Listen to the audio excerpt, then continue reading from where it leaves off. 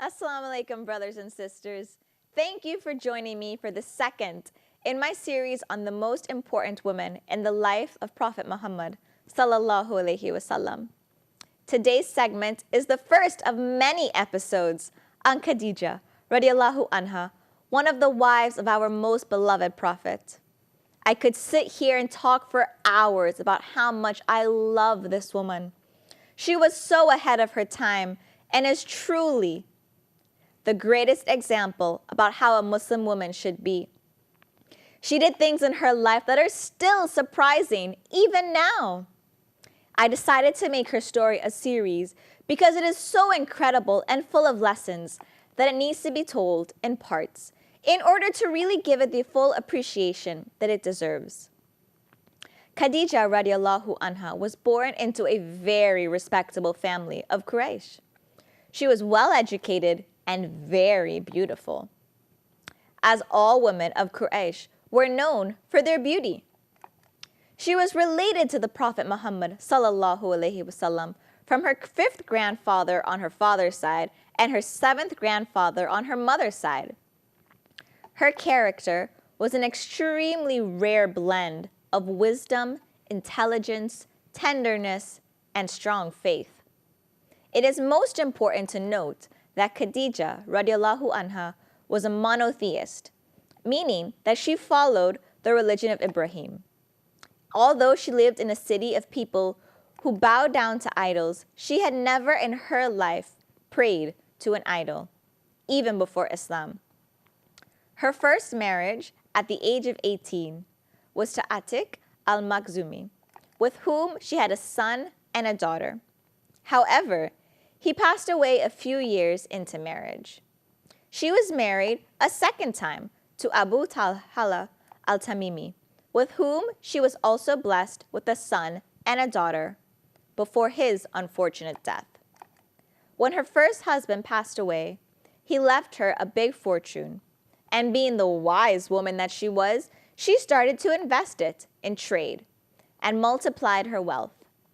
By the time her second husband died, she was 37 years old, a single mother, and she was starting to expand her business investments until she had so many wide commercial holdings.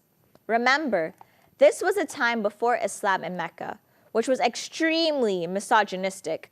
It was unheard of, not only for a woman to have her own business, but to be the boss over men. The way business was done at the time was that caravans were sent out to do trade with Syria and Yemen, similar to importing and exporting of goods in our time.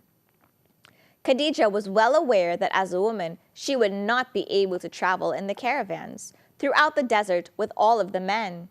So she had many men under her employment that did the trading for her. Interestingly, because of her incredible work ethic, working for her became the most desired and honorable job in Mecca. Her business grew so much that her caravans were more than all the other businessmen put together. In our time, when we think of a woman who's rich, beautiful, and successful, more times than not, she probably doesn't have a very good character. She might be cruel and merciless, or very arrogant and proud. However, as we can see, Khadijah radiallahu anha was no ordinary woman. She led her businesses in an honest and pure way, without cheating anyone or being cruel. She enjoyed a success that led her to eventually become in charge of the entire market. Throughout time, she was quickly becoming the most popular, most respected woman in all of Mecca. She was given many great laqabs by the people of Quraysh. A laqab is a nickname, but unlike the average nickname, this is one that you must earn and you are held accountable for. One of Khadijah radiallahu anha's nicknames was Al-Tahira, the pure woman, for her purity, her politeness, and her shyness. Another was Sayyidat Nisa Quraysh, master of the women of Quraysh, because of her chastity, her honesty, and her trustworthiness. The number one most important point to make here is that this is the type of woman that Allah had chosen for His messenger to marry. It wasn't a meek, weak, oppressed, quiet woman, although in Mecca, before Islam, there were plenty. No. He was to marry the woman who was stronger than 10 men, the woman who had been married twice and had 4 children. He was to marry the strongest, most independent, business-minded, pure woman who had experienced tragedy in her life twice. But yet, she still had the best character. What does that tell you about Islam and women? What does that tell you about the character of the ideal Muslim woman? This, brothers and sisters, is the role model chosen for us. How many of us are even 1/10 of her? Imagine how brave she was to be the first woman to go into business at her time. There were many businesswomen after Islam in Mecca because they had the backing and the support of the religion. While Khadijah radiallahu anha was completely on her own and up against large numbers of disapproving men. Even nowadays, many people might have a dream but be too afraid to go into uncharted territory to make it happen. She was so ahead of her time, so relatable. How many single mothers do we have today? How many of them are struggling to provide for their households and balance a career and motherhood? How many of us have faced obstacles we have had to overcome? Even though the superficial aspects of our times are different, human nature does not change, and there is so much we can learn from her.